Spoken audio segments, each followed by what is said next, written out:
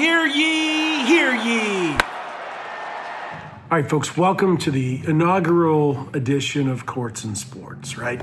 So for years, I hosted a radio show here in Jacksonville, Florida that aired, kind of podcast style called Courts and Sports. We had co-hosts like Rashad Jennings, who would contribute from the perspective of a professional athlete. I contributed as a board-certified civil trial lawyer with 20 plus years of experience practicing law for celebrities, major corporations, whistleblowers, the whole thing. I'm licensed in 8 states. I think that's the 3rd highest in the nation, and have litigated cases similar to the ones I was discussing. Well, since then, I've had 3 kids. My hobbies become kind of my kids' hobbies. And so I wanted to resurrect Courts and Sports. And if you're a card collector or a sports enthusiast, there's one story that may keep hitting your algorithm that I wanted to address, and that is about Mr. Paul Skenes. So let me start with Paul Skenes. Paul Skenes, fantastic young pitcher out of Louisiana State University, who was drafted by and pitches for the Pittsburgh Pirates. Paul had a phenomenal rookie season, gregarious guy, engaged to Livy Dunn, living the best life one could hope for. Has been embraced by Yinzers and people across the country, and really had such a standout season that he was kind of the chase, as they call it in the hobby, the person that you wanted to find their rookie cards, and particularly the one-of-ones, the special cards. So, one thing that Topps, the holder of the Major League Baseball license, has done is baseball has like a debut patch. The NFL's adopted it too, but it's what players wear their debut game or season. And so, team room, sew it on, take it off. I have Tank Bigsby's first game jersey from the Jacksonville Jaguars, and when he showed it to me, it didn't have the debut patch. He's like, "Oh, they took it off because I wore it again." So I was like, "Hey, can we get the debut patch back on?" And they put it on. But that's the patch that Topps has put into these cards, and it's one-of-one because there's only one of them. And a lot of the players want their debut patch back. Like this is something that was important to them. It was their major league debut, and so they want their debut patch back. Or this is a special card. All of them are signed by the player, and so they see it. They're on-card signatures, so they get to see the final card as it's laid out, and then it gets taken up by Topps and put into packs and, in theory, distributed across the country. That's what we're going to talk about today. So kind of chapter 2 of this is a little bit of discussion about Topps. So Topps has been kind of the premier, baseball card manufacturer for 60 years, 80 years, and currently they have the Major League Baseball license. That means they can put team logos on their cards. They can do things with permission of the Major League Baseball Players Association that competitors like Panini can't do in the baseball realm. Okay. They have substantial access because of that license that they pay for. Well, Topps has changed hands multiple times. It is now currently owned by Fanatics. You've heard the name Fanatics.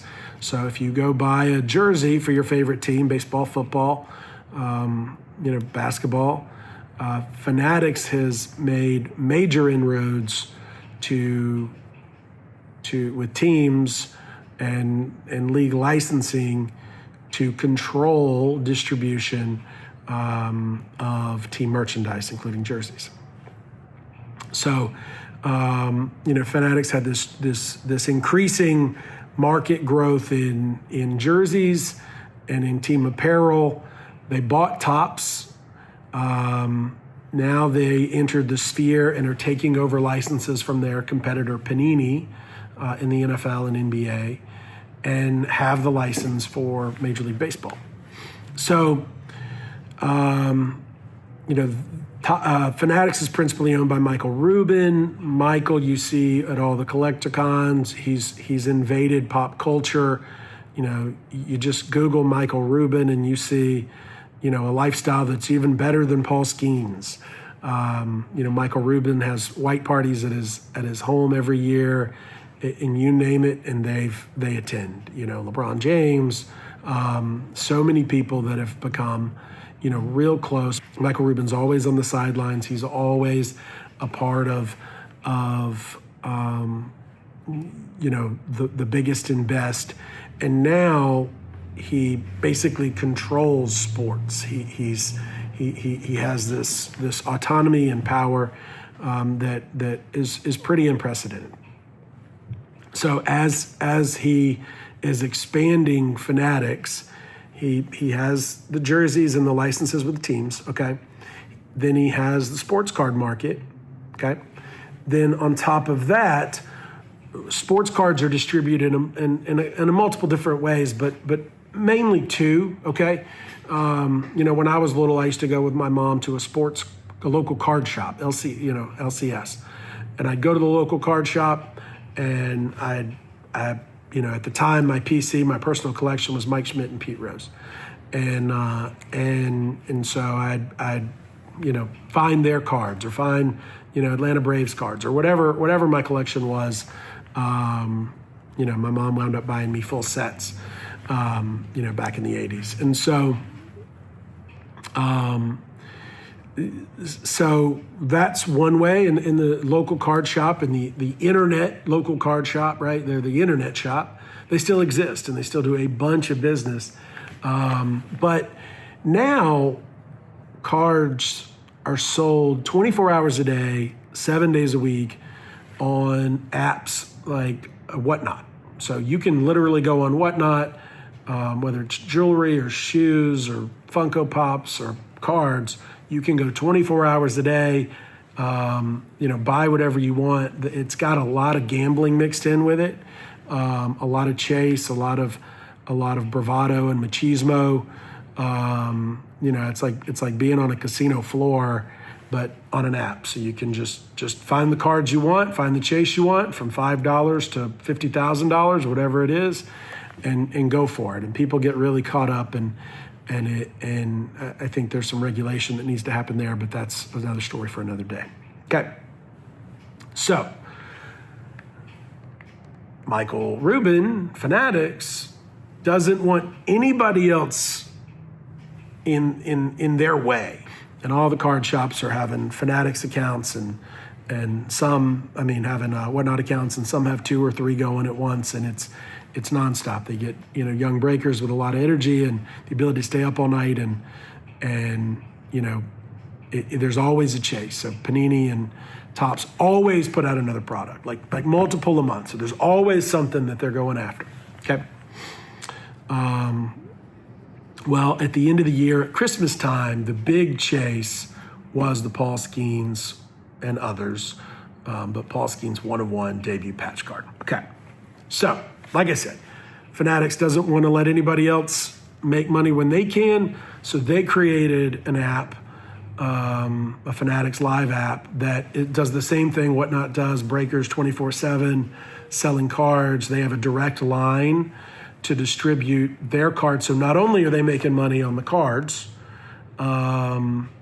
manufacture and sell of the cards, but now they're getting a piece of the sale chain, right? So they're getting a commission for each sale that goes down on their app that they're missing on Whatnot. Okay? That wasn't enough. So now Fanatics needed a route to get customers to sell their cards, because collectors are few and far between in the industry. Nobody's just saving cards. We do a lot. But nobody's just saving cards for the future because they're pretty. So people are flipping cards left and right. People make, crazy livings doing it. So Fanatics bought PWCC, I think is the name, which is an auction house. They've set up their own auction site, so you can literally, buy a Topps card, Fanatics produced, on a Fanatics app, and then sell it on Fanatics. They basically get 3 bites at the apple on sales. The main difference between the Fanatics app and like Golden Auctions is some level of searchability. It's just not, it's not ready for prime time. And if you're really owning, a 5-figure, 6-figure, or even 7-figure, like the Skenes card is rumored to be, piece of collateral, you really got to think about where you're selling it. And certainly, one of the problems with Fanatics app is it's just got too many categories. It doesn't cross-populate. It's flawed, but, there's concepts in business, related to customer acquisition costs. Well, when you print the product, you print the redemption, you have access to the communication with the potential client, potential customer, future customer. They have an advantage from, say, Ken Golden, almost monopolistically so, because they print the cards, they own the medium to sell the cards, they own the media to the customer, they own the media for the customer then to sell it to another person. Panini suing them for monopolistic, unfair trade, and I get it. I get that. That's a whole different conversation for a whole different day. So, Skenes card. Back to the Skenes card. So the Skenes card is out there around Christmas. Topps is promoting. It's still out there. And, I even bought my own kids that product, Topps Update, to chase after the Skenes card on Christmas. And, they rip open packs. They like doing it on video. I like doing it on video to see their reaction, because there's nothing better than seeing a kid's excited face when they pull a case hit. I'm also, my kids have kind of grown up in the spotlight. Heck, my oldest is in season 2 of Tiger King. There's a brief scene with him catching a fish. And so they're a little different. We do post about them. I'm a dad first, as I say. But something unique happened with the Skenes card. So if you're to believe what's been put out there, an 11-year-old kid did a journal entry or diary entry explaining that he hit the Skenes card. So he wanted to be a part of this chase. He wanted to be a part of this chase. He was telling his parents to go buy him, Topps Update series, hobby box. They were talking about the price being a little high. The price was only going up because the Skenes card was still out there, despite inventory going massively down as people ripped open box after box after box per minute, really. And so, he wanted to chase this card. His parents finally bought him one box from, I don't think it says the source, in Los Angeles. He opens it up on Christmas Day. Oh my God, Dad, Mom, just like predicted, I hit the 101 Skenes card. Well, good for him. If that's a true story, I like seeing, case hit chase cards go into children's hands. But a lot of people are being critical, saying, that they don't believe this kid necessarily exists, or believes that the reason his name's being withheld and the family's name's being withheld is because he's, an affiliate, part of a controlled control group where this card was intended. I don't think it's unreasonable to surmise that Topps Fanatics would know where this card was distributed, right? They'd know the box that it was in and where it was going. And we know that we can kind of surmise that because when this product's first released, they front load a lot of the hits. And so you get people seeing other people hit, and then they want to hit. And so it really is marketed to, gambling addicts and people with extreme insecurity that want something that somebody else has. And so we know that Topps knows how to front load to kind of control the conversation about a product. And then they hold back and backload stuff. It would have made sense for this card to be hit around Christmas because you got so much being opened. And by then, they're ending a cycle of products getting ready for the next cycle. But that didn't start until late January. So what happens mid to late January? News articles come forward, 11-year-old out of California hit this card. People say BS. Then Topps releases some, photos of the redemption, and now the card went to PSA. PSA is like the authenticator and grader, and despite the card having, Paul Skenes' signature kind of outside the lines, it got a 10 perfect score for signatures, which is really hard to do. I've gotten a 9 for the exact same type signature, or less. And so people just want to be reassured that this is legitimate, okay? Courts and sports.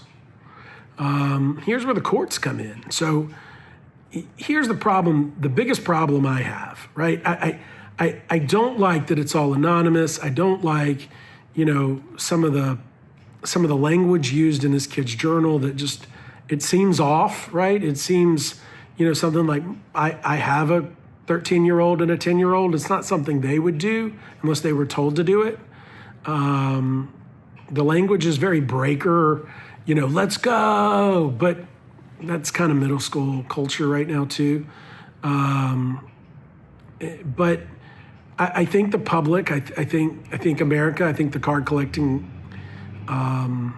community deserves answers. I think they deserve to know who this is and how this box was released, because card was redeemed. So redemption card is where you get a very valuable card or a card that hasn't been printed yet, or particularly a signature. So like in Jamar Chase's example, when his rookie year came in 2021, he hadn't signed all his cards yet.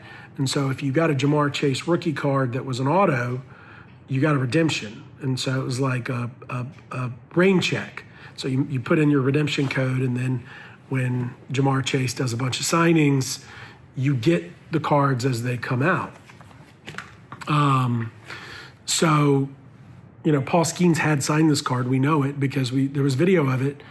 But a $1 million card tied to a $500,000 offer by the Pittsburgh Pirates isn't one that you're just going to let be in a box that could be, burnt in a wildfire or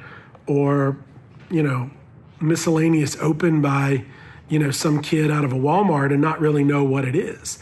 This was their hit card. And so some believe, and I think there's evidence to show that this card was, this box was specifically placed in a known location, okay? So the card's hit. I think they could reasonably surmise when it would be hit if they put it out. And the question, for depositions and discovery is monitoring. What did they know about this particular box? But the card's out in LA. The card gets pulled on Christmas Day.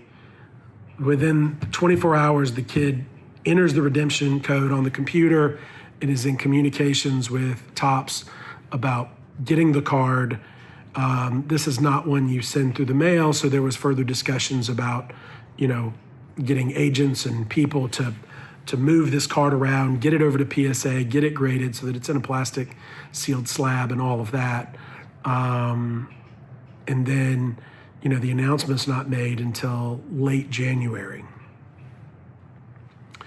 Problem. Topps posted early January, late December, marketing this card was still out in commerce. Well, around that same time, Fanatics is being lauded, praised, congratulated, promoted for doubling and tripling sales, billions and billions of dollars more sold. And it's because they're buying up the entire stream. And look, when you have collectors and gambling addicts and investors and people wanting to spend, lottery ticket money, so let me buy a $400 box for the chance at $1 million card, and they're doing it over and over and over again is through the different sources of commerce that you control, you've got unfair trade. To make matters worse, Topps promoted Skenes going on a talk show and joking about how he didn't want this card to land in the hands of a 50-year-old collector, that he preferred it and was glad that it was in the hands of an 11-year-old. Well, I doubt at these price points the 11-year-old purchased the box. He even says he got it for Christmas. And clearly there was some savviness to the transaction, that he knew what he was buying.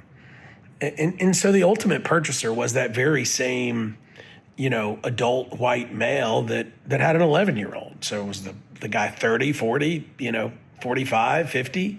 It worked out to be the same. And the problem is, even though you want to get the PR from the kid hitting the card, you can't show favoritism. You can't rig a contest, sweepstakes, sales promotion, whatever it is, where there's an element of chance to win $1 million. And that's what this was. This is a picture of what it was. And everybody was buying boxes of cards trying to get it. And for months, nobody had it. And it was pulled last week by an 11-year-old kid. How excited were you to find out it was an 11-year-old kid? Super. Yeah. Super excited. What would have been the worst outcome for you? Probably a 50-year-old collector, yeah, to be honest. If you're manipulating that, if that card was never made, so I bought some of this product through breakers. I bought some of this product through local card shops, and I bought some of this product through the internet. Okay, with the intent that I or my kids would hit it. Not a significant amount compared to some, but we did chase after this card. But if that box was never in commerce, meanwhile Topps is promoting it being a part of a chase, and the Pirates are going along with it, and Paul Skenes and Livy Dunn even weighed in saying, not only that, but you can sit with me next to my suite. That's a lot for that card not actually to be publicly available. And I think that's where you could have the F word. You could have fraud. You certainly have unfair trade practices. You've got stuff that is why you've got blogger and poster and card collector and everybody else upset. Can you explain the 11-year-old's Paul Skenes journal entry? I'm former MLB agent Joshua Kuznick, and I'm getting back from Tampa and Clearwater filming content. And yes, I can explain it. So the Paul Skenes MLB debut patch, 1-of-1 golden ticket Willy Wonka card, was allegedly pulled by this anonymous 11-year-old on Christmas. Now, I'm supposed to believe that Michael Rubin, who runs Fanatics, did all of this honestly, that he created a marketing campaign of the most valuable card in a generation and left it to total chance if they would get it back at an auction in any way, shape, or form.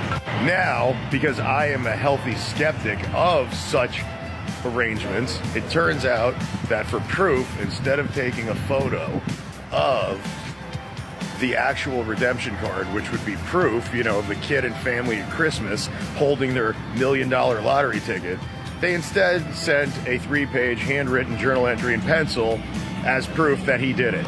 Full of terminology, of breakers. In fact, as someone pointed out in the comments, Topps even uses someone in their company to write in children's handwriting to send Christmas letters as Santa to children. So, it's just amazing that card got pulled by someone who rejected the Pirates offer, didn't want publicity, and then got it up to the Fanatics auction site in time for the California fire dispersal. None of this tracks. I think it's all bullshit, and I really hope somebody in the media does a deep dive story on it. Meanwhile, some of those in the industry, depend on Topps and Fanatics for their livelihood or want an invite to the white party, and so they're very cautious to say anything about Michael Rubin. and his group, they're big supporters of the Jaguars. They're big supporters of everywhere. That you don't talk too much about Fanatics. I'm a lawyer that tends not to care what people think of me necessarily, and so I'm just telling you my truth and what the law is, and in my reading of federal law and state by state law, because they're putting these in state commerce as well, is problematic if this box wasn't randomly put out into commerce where everybody could get it. If this box was, specifically placed into one card shop for a select period of time, and the question is, did the card shop know or not know? It was opened.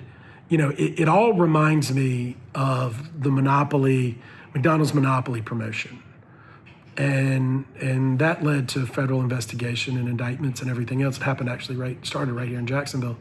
The investigation did. And the issue is you've got to do these promotions in the open. You've got to reveal winners. You've got to let people, vet it. But because this isn't a contest per se, I think Topps and Fanatics are going to take the position, well, they don't owe you an answer. It's not where we have to produce a winner's list, but it's run like a contest. It's run like a gambling enterprise. And so, for our first episode of Courts and Sports back, we kind of want to know what you think. I've had some other lawyers reach out to me about teaming up for a class action. I'm considering it. As collectors and athletes and companies get victimized, give us a call. 1-800-LITIGATE.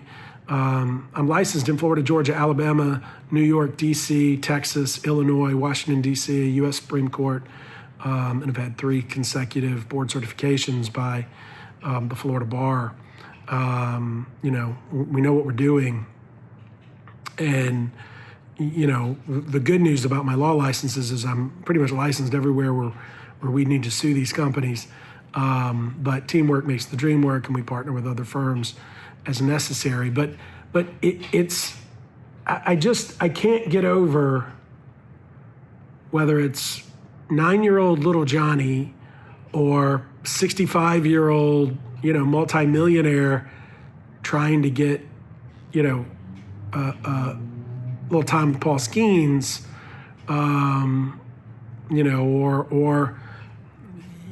pooled investments where people decided to chase this card knowing that you could spend $10,000 to possibly net $1 million, and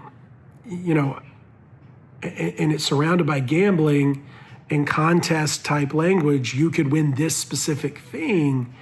And even in the back of the redemption, sometimes talk about, you won, congratulations. How can you avoid all the state and federal gambling laws, promotions laws, sweepstakes laws? How can you not be accountable to people about who pulled it and how it reached the commerce? Like a lottery ticket, you go down to your local store, you pull numbers, it's all done out in the open.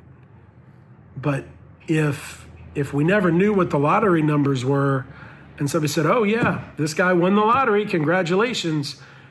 No, that's not how this is done. And that's what smells of it here. And so as Topps and Fanatics are taking over the sports world, certainly they've got questions to answer about monopolies, but they can't do this type business. And let me know what you think. Hear ye, hear ye.